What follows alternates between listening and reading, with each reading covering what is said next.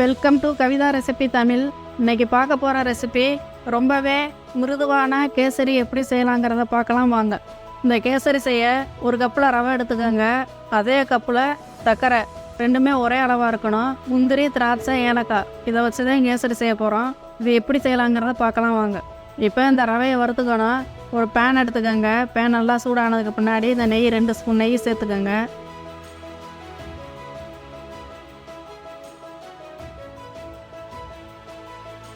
அது நல்லா உருகி வர்றப்ப இந்த ரவையை நல்லா இது கூட சேர்த்து நல்லா பொன்னிறமாக வறுத்து எடுத்துக்கோங்க.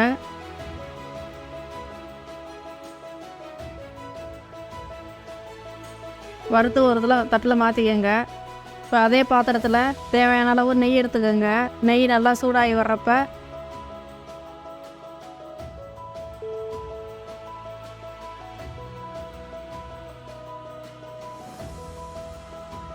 அந்த 1 கப்பு ரவைக்கு அளவு 3.5 கப்பு தண்ணி கரெக்டான அளவு. இதை சேர்த்துக்கலாம். இப்போ இந்த தண்ணியை இந்த மாதிரி சேர்த்துக்கோங்க.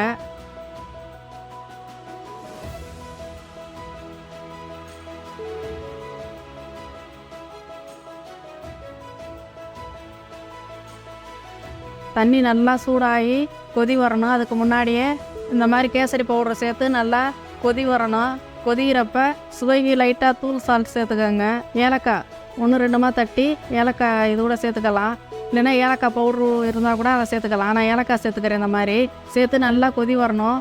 கொதி வர்றப்ப இந்த ரவை வறுத்து வச்சுருக்க ரவையை கொஞ்சம் கொஞ்சமாக சேர்த்து இந்த மாதிரி கிளறிக்கிட்டே இருக்கணும். கட்டி இல்லாமல் கிளறணும். இந்த மாதிரி கொஞ்சம் கொஞ்சமாக தான் சேர்க்கணும். அதிகமாக சேர்த்தா ஒரே இடத்துல அப்படியே கட்டியாகிக்கிறோம். அதனால் கொஞ்சம் கொஞ்சமாக சேர்த்து இந்த மாதிரி கிளறிக்கிட்டே இருக்கணும்.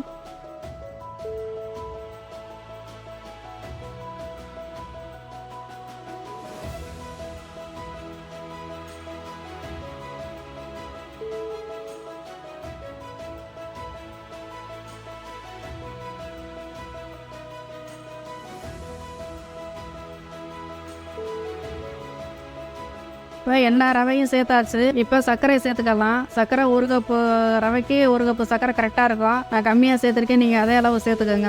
இந்த மாதிரி சேர்த்து நல்லா கிளறி கொடுக்குறப்ப நல்லா இலங்கி வரும். அந்த சர்க்கரை நல்லா ரவையும் இந்த சர்க்கரையெல்லாம் சேர்ந்த மாதிரி நல்லா கிளறி கொடுங்க.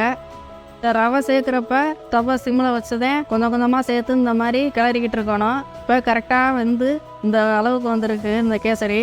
இப்போ நெய் சேர்த்துக்கலாம். தேவைன்னா இப்போ நெய் சேர்த்துக்க, இல்லைன்னா கடைசியில் கூட சேர்த்துக்கலாம். இந்த மாதிரி இப்போ முந்திரி, திராட்சை இந்த பக்கம் வறுத்து எடுத்துக்கலாம்.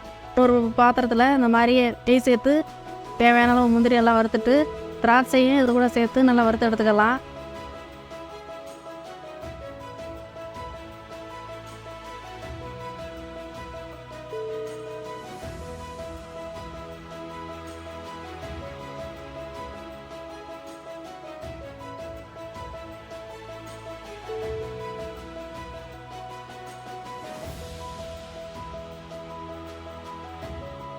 இந்த கேசரியோட இதோட சேர்த்து நல்லா மிக்ஸ் பண்ணிக்கோங்க. அந்த அளவுக்கு பிசுபிசுப்பு இல்லாமல் இருக்கிறதுக்கு நீங்கள் அப்பப்போ நெய் சேர்த்து இந்த மாதிரி கிளறி கொடுங்க.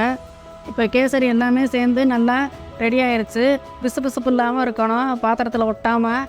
இதே கரெக்டான பக்குவம். இந்த 3 தடவை இந்த மாதிரி சேர்க்கணும். ஆரம்பத்தில் ரவை வறுக்கிறப்ப நெய் சேர்க்கணும். தண்ணி சேர்க்குறப்போ இந்த மாதிரி நெய் சேர்த்துக்கோங்க. கடைசியாக இந்த மாதிரி நெய் சேர்த்தாதான் இந்த கேசரி உங்களுக்கு மிருதுவாக இருக்கும். இந்த மாதிரி ஒரு தடவை ட்ரை பண்ணுங்கள். ரொம்பவே சுவையாகவும் இருக்கும், திகட்டாமவும் சாப்பிட்லாம். அந்த மாதிரி ட்ரை பண்ணுங்கள். இந்த வீடியோ பிடிச்சிருந்தா லைக் பண்ணுங்கள், ஷேர் பண்ணுங்கள், சப்ஸ்கிரைப் பண்ணுங்கள்.